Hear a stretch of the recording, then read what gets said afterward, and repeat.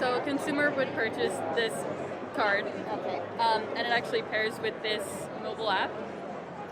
So it's an easy way to interface with my cryptocurrency while keeping my keys stored securely on the card and unhackable, in a cloud. So if I wanted to send currency to someone else, I could take a previous transaction, for example, repeat it, so it'll input the same address that I had previously, just send $1. It's then going to ask me for my PIN code, which I would create when I made my wallet. And then to verify it's me, it's going to ask me to tap my card. It communicates over secure NFC to verify my keys and my PIN, and then my funds were sent.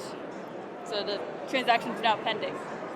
We also support some swapping, so you can swap from fiat to certain cryptocurrencies, as well as crypto to crypto transfers.